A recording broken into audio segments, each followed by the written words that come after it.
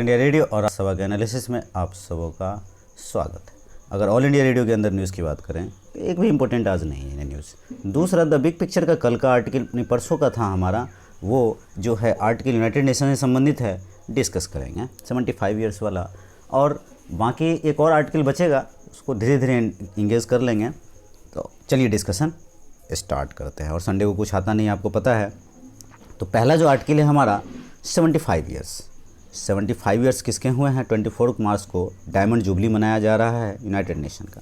ध्यान रखना, अभी देखो क्या है, मैं एक बात बताऊं। जब पिछली बार लास्ट प्रीलिम्स हुआ था तो उसके बाद मैंने एम्प्लैट्स के स्कीम के बारे में बात की थी, और मैंने उस समय भी कहा था कि ये एम्प्लैट्स स्कीम जो है बहुत इंपॉर्टेंट है, सवाल बनते हैं। और आपको याद हो, इस बार एम्प्लैट्स स्कीम से क्वेश्चन बने थे। तो ये अभी हो रहा है, तो 6 महीने बाद 8 महीने बाद एग्ज़ाम होगा अगला। तो आपको ये ध्यान रखना है, revision the big thing, revision revision revision revision revision revision revision. अगर रिवीजन होती है तब तो आप सक्सेस होते हो, और अगर रिवीजन नहीं होती और प्रैक्टिस, तो फिर मुश्किल है। इस बात को समझो।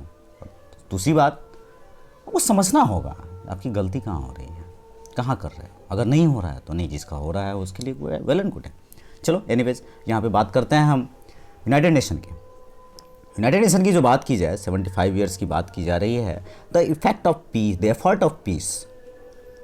आप समझ सकते हो पीस कितनी अच्छी हुई है, क्या हुआ है। न्यूक्लियर डिसआर्मामेंट की बात होती है, आर्म्स रेस की बात होती है, ट्रांसफर टेक्नोलॉजी की बात होती है, क्लाइमेट चेंज की बात होती है। मैंने क्या क्या कहा, एफर्ट ऑफ पीस की बात होती है, न्यूक्लियर डिसआर्मामेंट की बात होती है, आर्म्स रेस की बात होती है, ट्रांसफर टेक्नोलॉजी की बात होती है, क्लाइमेट चेंज की बात होती है। 5 टर्म मैंने बोला। मल्टीलैटरलिज्म जो होता है ना, वो बहुत ही क्रिटिकली इम्पोर्टेंट होता है। मल्टीलैटरलिज्म, अक्सर मल्टीलैटरलिज्म का आर्टिकल हम डिस्कस किया करते हैं। ग्लोबल गवर्नेंस की बात होनी चाहिए, ना कि ग्लोबल गवर्नमेंट की बात होनी चाहिए। इस शब्द को आप यूज़ कर सकते हो। ग्लोबल गवर्नेंस की बात हो सकती है, ना कि ग्लोबल गवर्नमेंट की बात हो सकती है। इंडिया एक लार्जेस्ट इकोनॉमी है, बढ़ता जा रहा है हमारी इकोनॉमी 5 ट्रिलियन की ओर भी हमारा प्रधानमंत्री जी का लक्ष्य है। तो बहुत सारे मैनी कंट्रीज़ हैं जो अपने आप को इंसर्ट कर रहे हैं, आगे बढ़ा रहे हैं। तो P5 कंट्रीज़ आप अच्छी तरह से जानते हो। तो रिफॉर्म तो चाहिए, नीड पर्टिकुलर रिफॉर्म। 1945 से 2020 तक का सफ़र, मतलब 1945 में यूनाइटेड नेशन बनाना था। ये ग्लोबल ग्रुप ऑफ नेशंस, चाहे G20 की बात हो, ब्रिक्स की बात हो, बहुत सारे, उससे भी ऊपर ही इसको आप यूनाइटेड नेशन को कह सकते हो। यूनाइटेड नेशन का जो चार्टर है वो सेकेंड वर्ल्ड वॉर के एरा के आसपास का आप कह सकते हो बना था। कितना इफेक्टिव है, बहुत डिबेट कर चुके हैं हम लोग। वायलेंस की बात हो, आर्म रेस की बात हो, पावर की बात हो, सबसे बड़ी तो पावर। कोई पावर अपना छोड़ना ही नहीं चाहता है। विटो, आप अच्छी तरह समझ रहे हो। वैसे क्रिटिक्स नहीं करेंगे, थोड़ा पॉजिटिव भी करेंगे। 75 ईयर्स में बहुत कुछ इंप्रूव होना चाहिए था, बट इंप्रूव नहीं हुआ। सिक्योरिटी काउंसिल में थोड़ा सा इम्पावर्ड जो हुआ है। चाहे मीडिया की बात हो, चाहे 21st सेंचुरी में एक नए पावर की बात हो।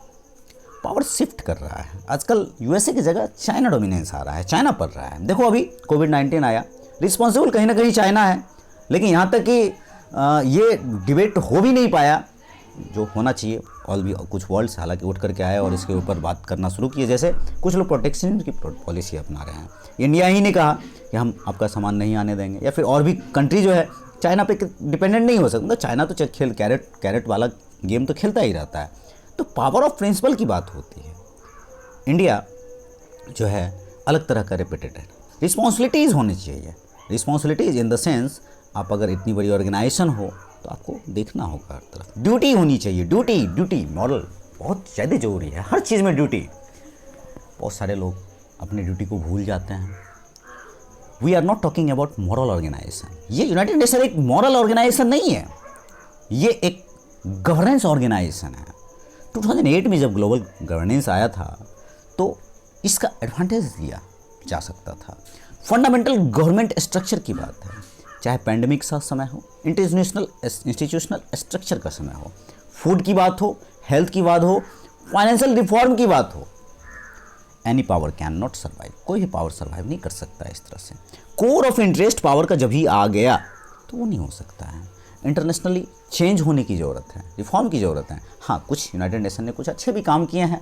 बहुत सारी ऐसी चीज़ें होती हैं जो गलत होने से उसे रोकती है, और थोड़ा सा प्रेशर भी बनता है। जैसे बहुत सारे कंट्री लड़ते हैं, दिस करते हैं, दैट करते हैं, इस तरह की चीज़ें होती रहती हैं।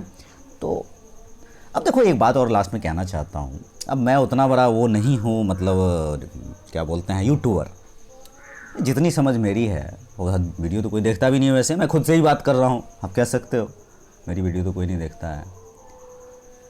यहाँ पर क्या होता है कि जैसे इसको पढ़ा, अभी देखा यूनाइटेड नेशन, अब इसको लिखना पड़ता है। कब बना यूनाइटेड नेशन, P5 कंट्रीज़ कौन से हैं, क्या क्या काम किया, इसको अब आंसर फॉर्म में अगर लिखा जाए और डेली लिखा जाए इस तरह से चीज़ें, अब विदाउट आंसर राइटिंग ना पीटी हो सकता है, ना मेंस हो सकता है, ना इंटरव्यू हो सकता है। आपको स्ट्रैटेजी को सही करना होगा।